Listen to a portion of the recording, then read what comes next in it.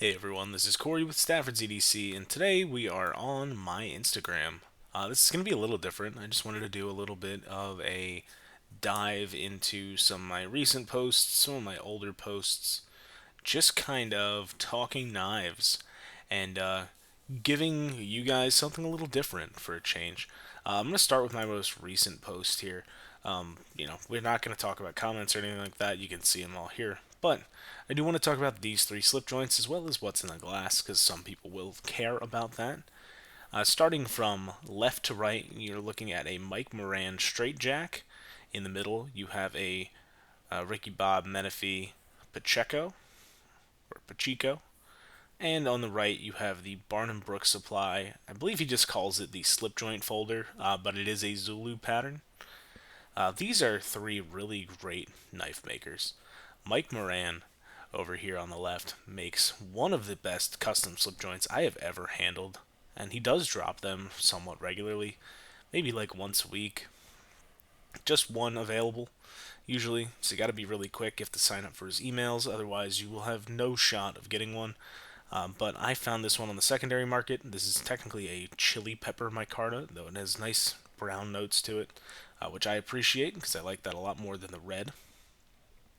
But yeah, really, really great knives. I think I paid 550 bucks for it, 600 maybe, and they are roughly 950, 850 or new, excuse me, something along those lines.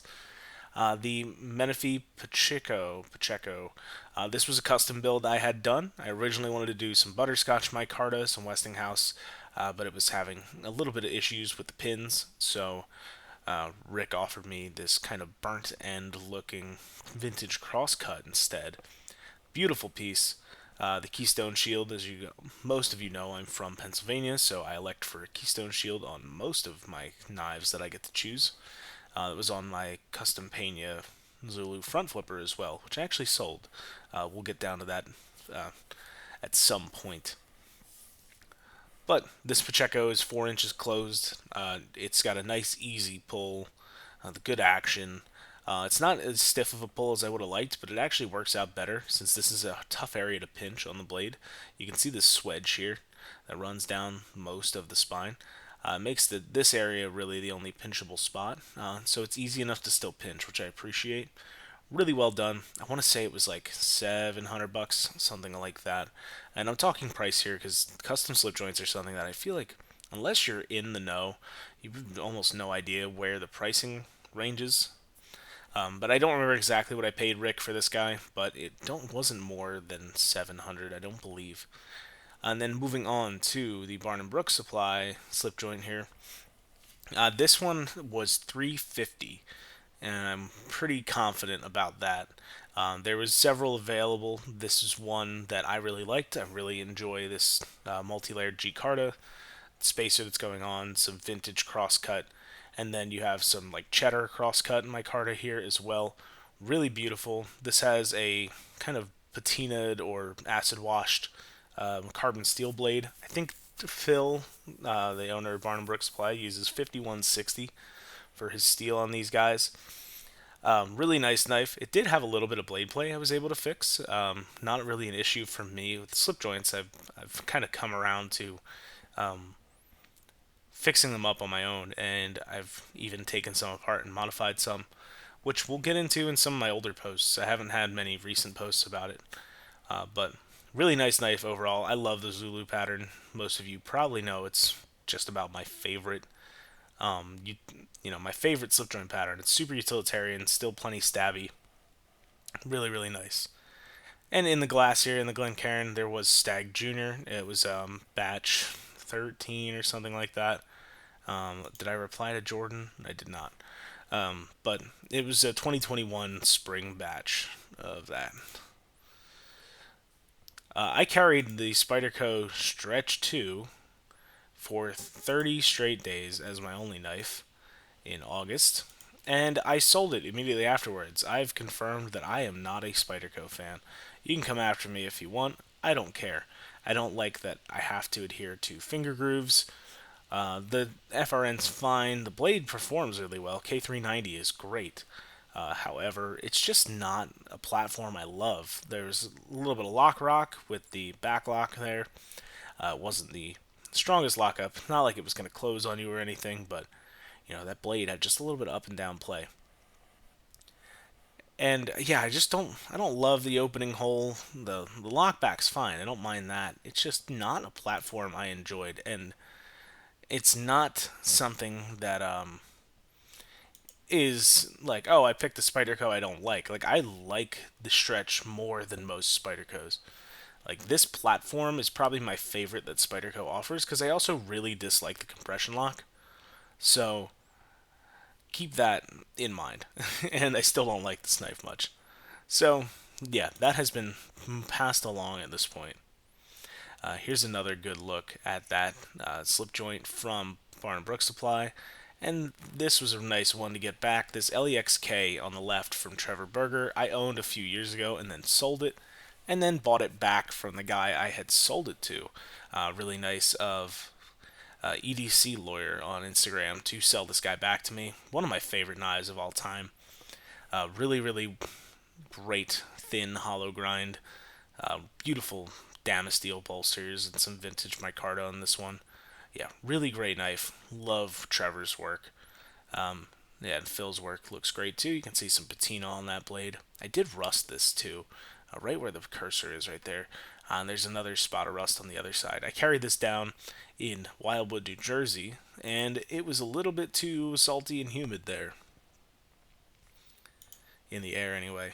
It's another example of Trevor Berger's work. This is the TBC EXK30, the slip joint version of the smaller version of the LEXK, this just being the EXK. I have since sold this one as well. Really great knife, but just funds wanted to be put towards other things. This is a Thias Meads Barlow. I paid $450 for it. These new are probably closer to 900. Mammoth shield, some rag micarta, and then some green canvas for the bolsters. Really nice shadow pattern with a shield here. Really great knife, super strong pull and action. Big fan. I'll give a few more little shout outs here before I move down. Grayson Jennings. Grayson's a really nice guy and makes a fantastic knife. I no longer own this particular knife, though I am on his books for a slightly scaled down back pocket model that I'm hoping to be my wedding knife next year. So going with some black mother of pearl shield, going keystone shield on that as well. Bolsters and some kind of like white ivory micarta is what we're going with, and it's going to be very similar in shape and style to this guy, just a little bit beefier in the width department, but otherwise quite similar looking. So I'm very excited for that down the line. And before we jump into some older stuff, let's give Chris Taylor a shout out here. This Nessie is gorgeous. Some lovely butterscotch paper micarta with the brass shield and brass bolsters is awesome.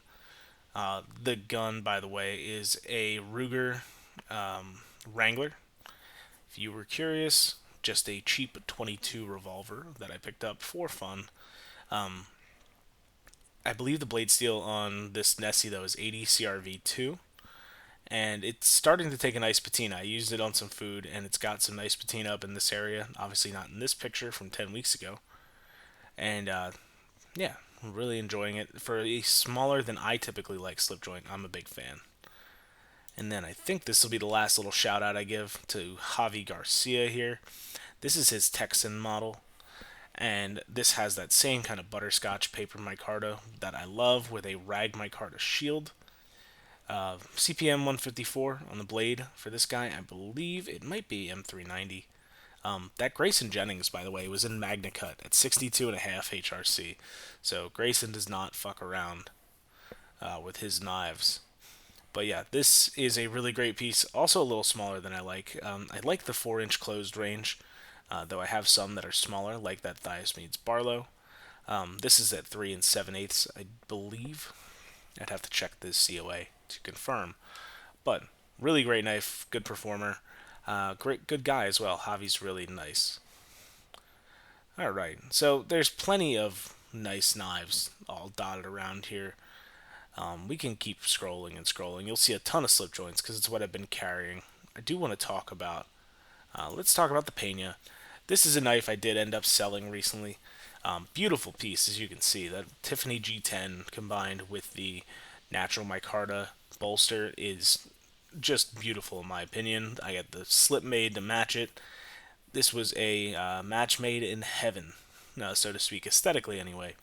Though I do just find Pena's front flippers to be kind of chunky and small. They're stocky. They're really thick. You have like eighth inch blade stock and maybe eighth inch on each side for the handle thickness.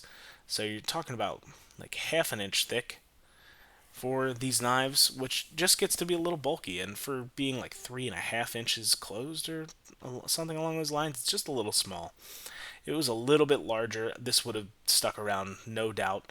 I may end up picking up a custom Lanny's clip in the future just because it is slightly larger. But love the knife regardless. Enrique is also really nice, great to work with.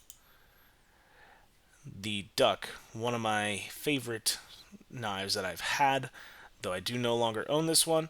Ultimately, frame locks are just kind of getting phased out of my collection.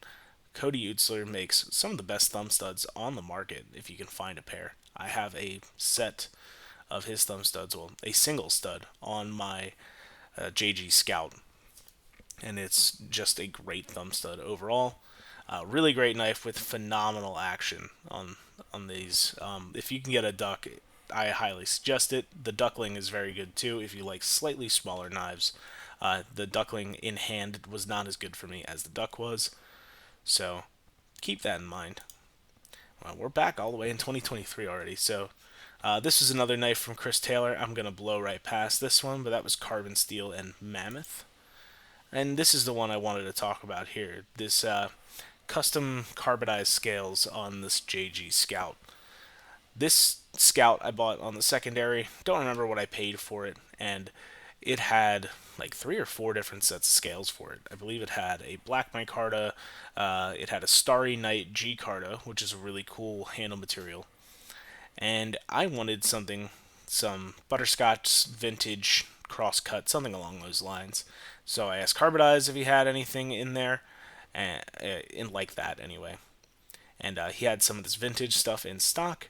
So I sent the Scout over to him and had these guys made, and you can see that Tiffany liner under there, that Papa color that I love so much. Great combo for me. This is one of my all-time favorite knives. So slicey with a super thin flat grind, and this Warpoon shape is super utilitarian. Still plenty of tip to pierce with. It's great. This is absolutely one of my favorite knives of all time. And you can see it pairs up really nicely with that Nessie. And you can even see some of the tape and whatnot from use on it, some scratches. It is 100% a user, and I love it. Love, love, love it. Some more examples of Javi Garcia's work that I've owned in the past. There's a Lanny's clip here with a Mammoth shield and some vintage OD Green micarta, as well as a Mini Zulu. Mini Zulu ended up being just a little small for me, and I did end up selling this Lanny's clip to fund other knives, though I would gladly own one again.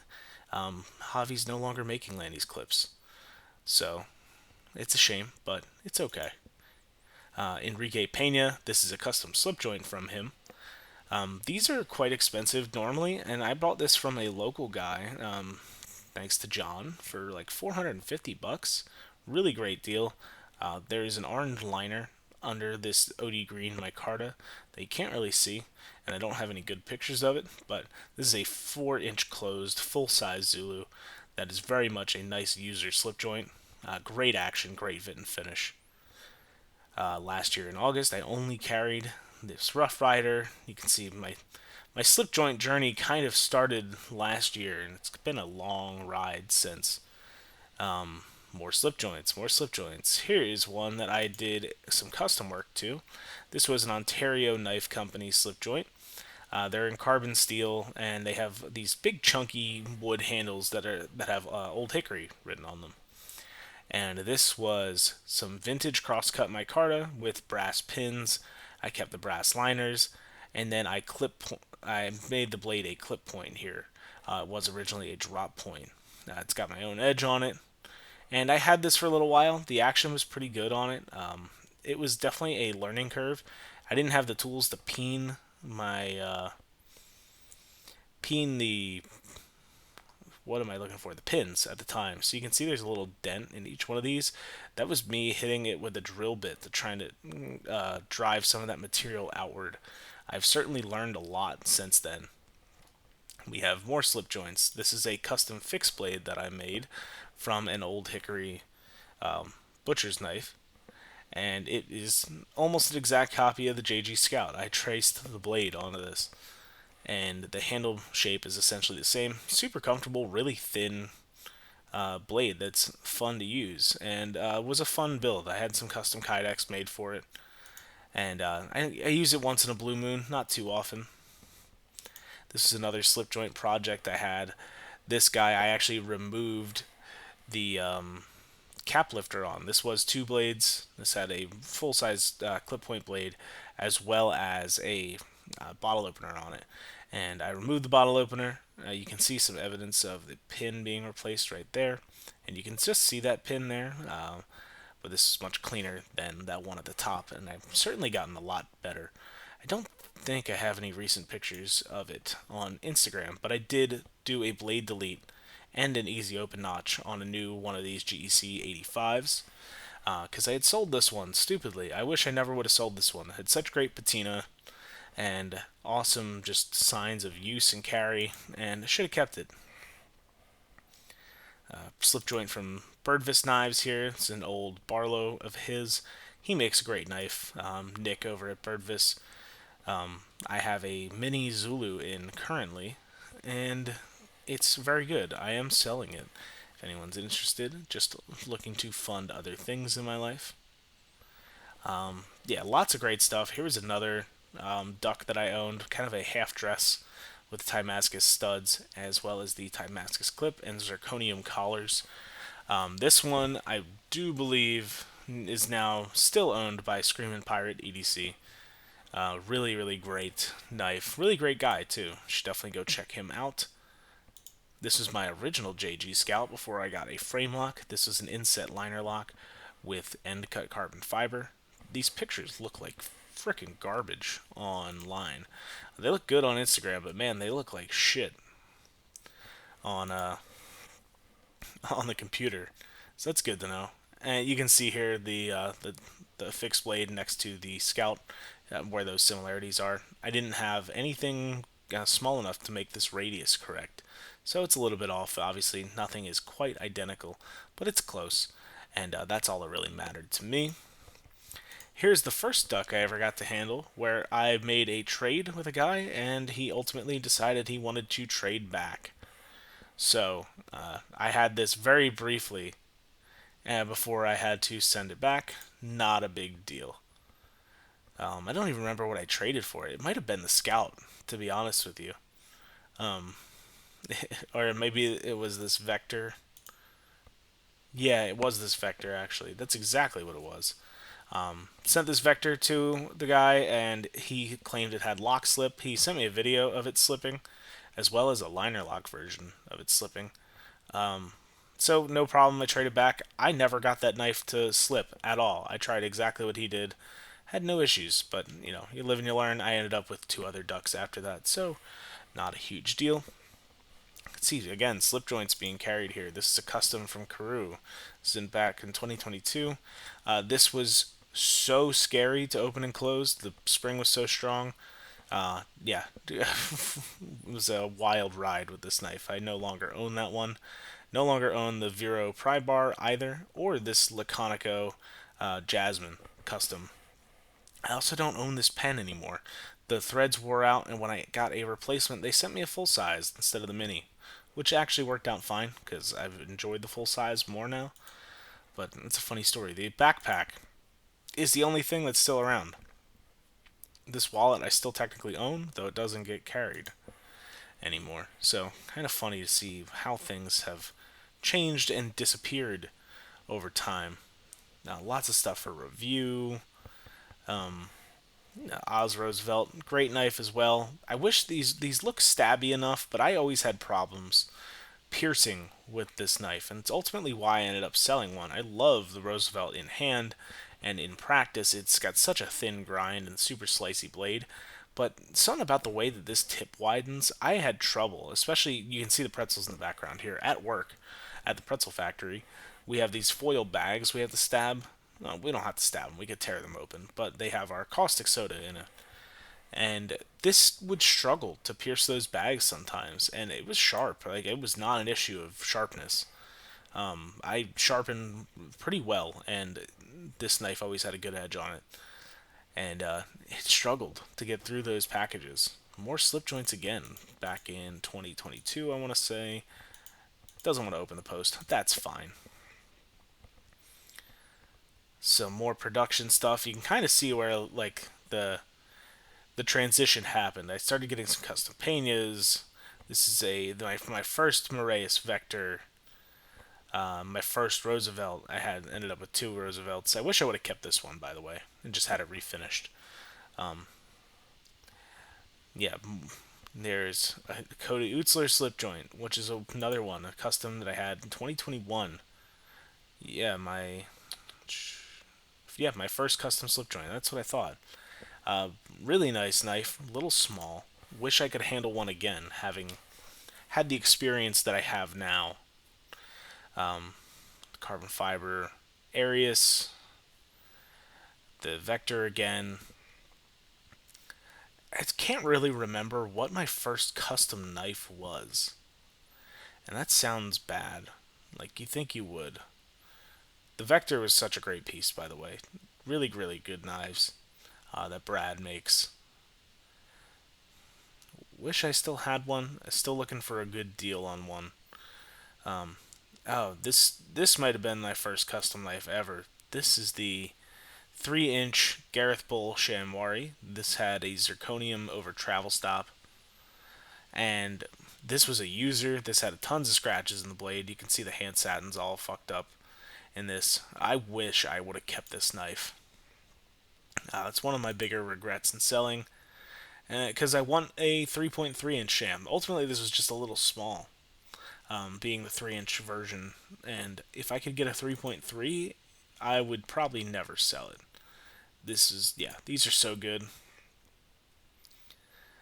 They're really, really well done, but they are expensive. A secondary price for a 3.3-inch Shamwari is somewhere between $1,400 $1,600 right now. Not money I have to spend, that's for sure. Trevor Burger knives, so I guess I owned that before I owned the Shamwari. You can see, like, again, this is crazy. The fact that I'm even talking about, like, oh, customs that I don't remember that I owned and I have pictures of is crazy. It's a really privileged position to be in, and I'm not going to preach about anything like that. I'm not made of money. I've just spent money in stupid ways, like custom knives and a bunch of production knives. Um, but yeah, don't really know where I'm going with that. And we're starting to get into some really old stuff. A lot of TRM content here. I love TRM. It was my favorite knife for a long time. The Atom. Neutron was great as well. And they're still some of my favorite EDC knives. Most of the stuff I do not own anymore. I do own this Atom, this very same TRM Atom from 2020. I may have owned it earlier than that. The Neutron has since been sold. That was the original Neutron. Yeah, the Atom, though, I have owned since 2020. This was my first one that I sold, and that was in January, and I bought one back by April. So, pretty crazy. And it's really nuts to see kind of where it all started and where we are at now. You know, back in the day of Benchmade bug ounce with custom scales, Rough Rider slip joints, Sabenza 21 before the 31 was even made, the Spyderco Chaparral, and the Rat 2. These are the kinds of things that I think it's worth looking back on sometimes. Like, this is the collection update in 2019, and what a wild difference between this and what I currently own. It's crazy what can change in 5 years, and not much about my life changed in those 5 years. It's not like I was making a lot more money. I was a sophomore or freshman in college in this video, and I just graduated back in June. So it's not like life changed drastically in that amount of time, at least financially speaking. I don't own any of these. I do have an Opinel number 8 still, which I guess is probably this one. I do still have this Mora also, and this Cadet. Everything else here is gone. Does not exist anymore in my life. This GEC is probably one of the more regrettable sales that I made. I'm sure I sold this for like $100, and you can't get a 44 for less than like 190 now, even a user. So that's a shame. But yeah, this stuff is all. I do have the Wingman still too. That's one other thing that stuck around. This Leatherman. But other than that, that's all gone. And I don't have a recent state of the collection photo on Instagram, but I do have a slip joint one that I sent some guys on Discord. I might splice that in here. I might not, but anyway, that's where I'm going to leave this. So I do have an Instagram. It's Stafford's EDC. We've been looking at it this entire 25 minutes. So if you are interested, feel free to drop a follow. Yeah, I post somewhat regularly on there, at least probably more often than I do here on YouTube, so I apologize for that. Um, Hopefully, you guys have enjoyed, and with that, thanks again for watching, and have a great rest of your day. Take care.